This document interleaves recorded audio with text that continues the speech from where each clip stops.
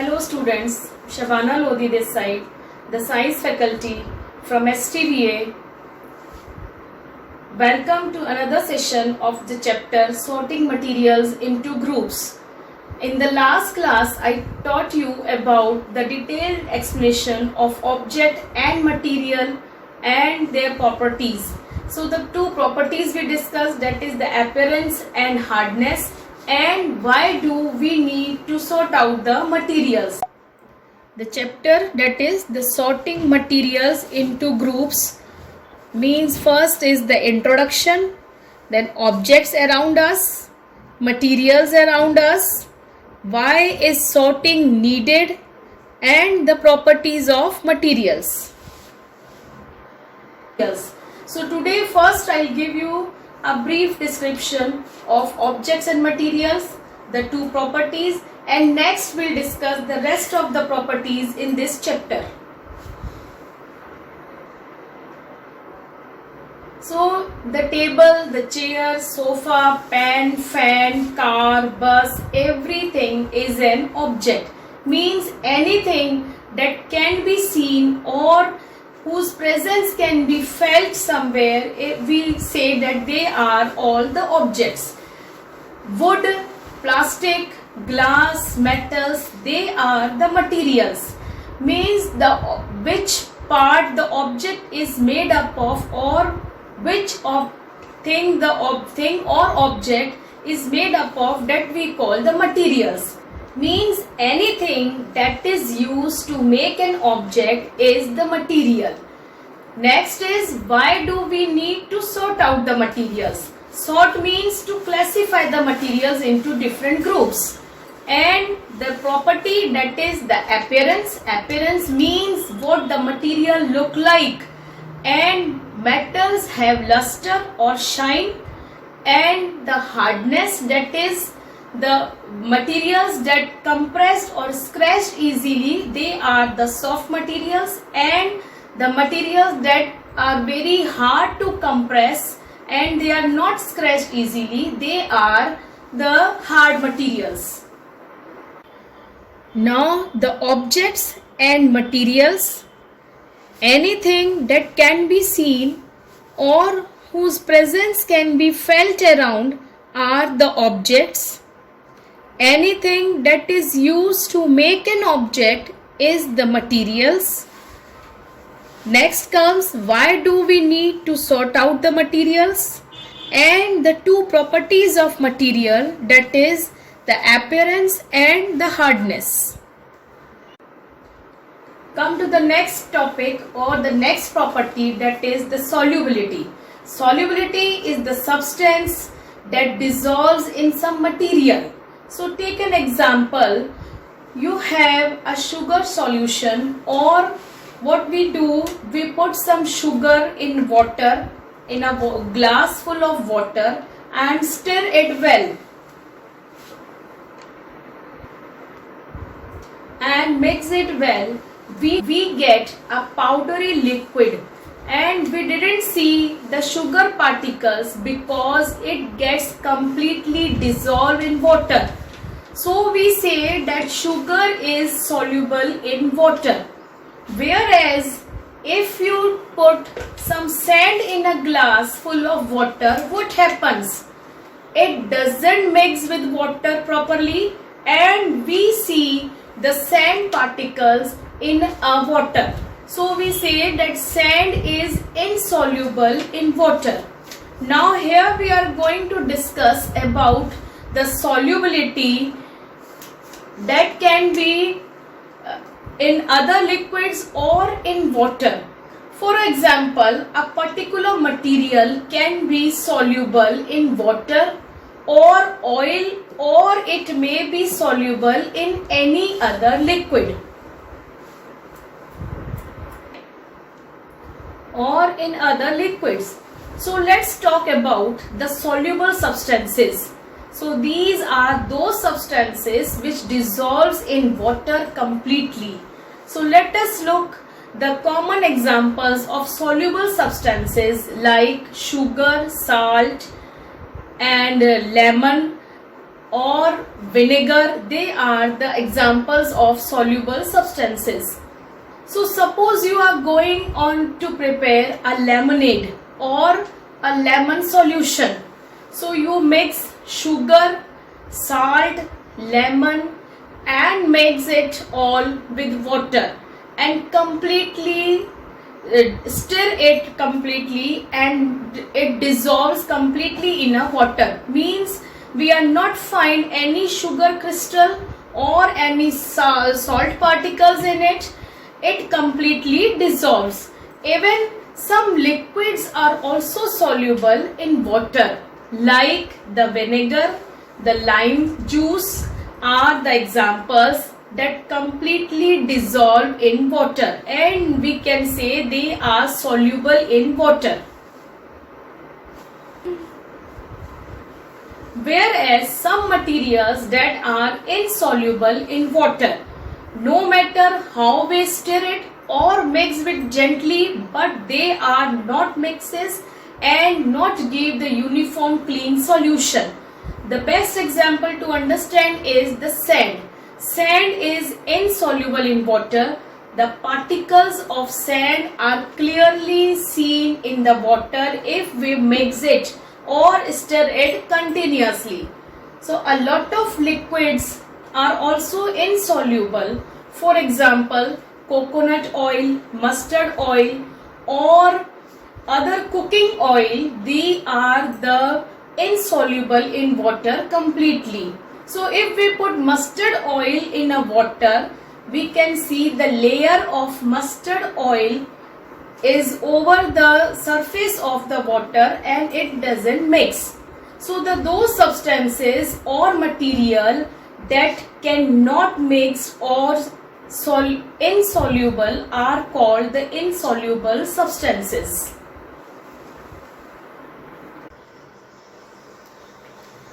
Solubility is the substance that dissolves in some materials.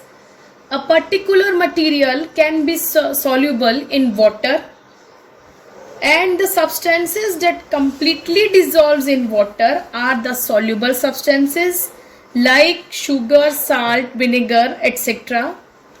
And insoluble substances, that is the substances that do not mix or soluble in water, are called insoluble substances like sand, oil, chalk powder, etc. The next property of material is the flotation in water. Now since we are talking about insoluble substances, that is those substances which are not dissolved in water, two things can be happen to them. Either they settle at the bottom or they remain on the surface. So if they remain on the surface, we see that the object is floating. And now one example I'll give you.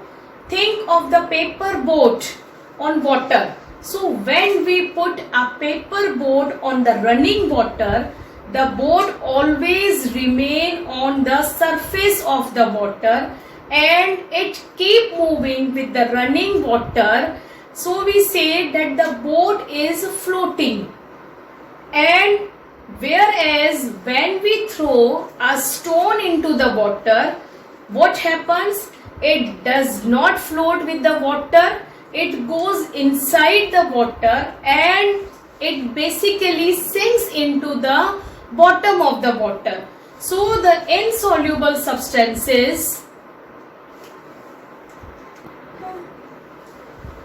we saw that it may remain float on the surface or it sinks into the bottom. So some substances are float in water or some substances sinks into the water. So let's take some objects that float in water.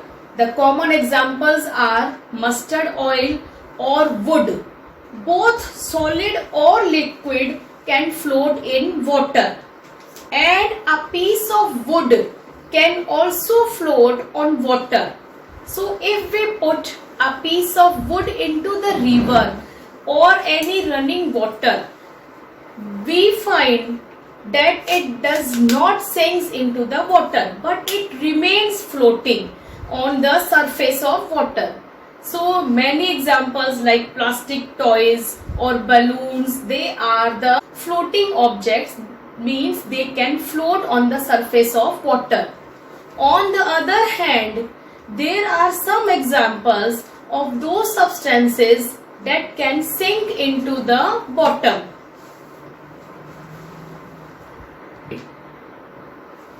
Like coin, metal key or stones or pebbles, they sinks into the bottom, and most of the metal objects, they are sink in the water. Now a question arises, the why some objects float on water while some sinks in the water. So what are the reason behind these floating or sinking? So the main reason behind is the density. Now what is density? The density is the mass per volume of any object. Now you know the mass and volume, the quantity and the weight we can say. So if the density of object is less than the quality, the density of object is less than the density of water, means the object can float on water. And if the density of object is greater than the water, it sinks into the water. Than water, it sinks. So the density is the basic concept behind the flotation. That's why some objects can float while some sinks into the bottom. The property flotation. Some substances do float on the water surface. Some substances are sink into the bottom. And flotation depends on the density of object, means density is the mass per volume. If the density of object is less than the density of water, the objects can float, and if the density of object is greater than the density of water, the objects can sink. Now we are going to talk about a very interesting property of material, that is the transparency. This property is based on the light, means you might have played the game of hide and seek. Think of some places where you would like to hide so that you are not seen there, and why didn't you choose these places or those places where you can see easily? Means would you have tried to hide behind a glass window? On a glass window? Obviously not. Your friend can see through there and spot you. So can you see through all the materials? So those substances or materials through which things can be seen are called the transparent, and like the glass, water and some plastics are also the examples of transparent objects. So children, you notice that the shopkeepers usually prefer to keep biscuits, sweets and other eatables in a transparent container or the glass container or some plastic of that we can see easily, so that the buyers can easily see and those items and can take it. So on the other hand, there are some materials through which we are not able to see, and these materials are called the opaque substances. We cannot tell what is kept inside a closed wooden box, a cardboard carton or a metal container. So the wood, cardboard and metals are the examples of opaque materials. We find that we can group all the materials and objects without any confusion, as either they are opaque or they are the transparent objects. So one more term that is called the translucent. So for this to understand, you can do one activity, a very simple activity, that take a sheet of paper and look through this paper towards the light or the lighted bulb or anywhere. So now put 2-3 drops of oil on that paper and spread it on that paper. Now look it again towards the light or the light object. We see that the portion of the paper on which we put the oil,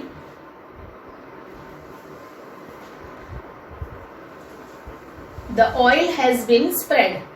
Can you see clearly through that oiled paper? Is everything clear where the other side is visible or not? So it perhaps not visible. Now the term comes, the definition of translucent is the material through which objects can be seen but not clearly are known as translucent. The examples like butter paper, frosted glass, they are the examples of translucent. Now we can therefore group the materials as opaque, transparent and translucent. Now we consider that we learn the materials. I think the chapter properties are clear, and the next we conclude what we are studied in this chapter, that we learn that materials differ in their appearance and the way they mix in water or the liquids or the other liquids they mix with. They may float or sink, and they may be transparent, translucent or opaque. Now the materials can be grouped on the basis of similarities or differences in their properties. So the question is, why do we need to group the materials? In everyday life, we often group materials for our convenience. At home also, we usually store things in such a manner that similar objects are placed together in such an that we arrange in such a manner that we easily get these things and help us to locate them easily. Now similarly, a grocer usually keeps all types of biscuits at one corner and on his shop, and all the soaps are at another side, while grains and pulses are stored at some other place. And now there is another reason why we find such grouping as useful. So dividing materials into groups make it convenient to study their properties and also observe any patterns in these properties. So I hope you understood the chapter sorting materials into groups. Read it carefully and study that part. Thank you.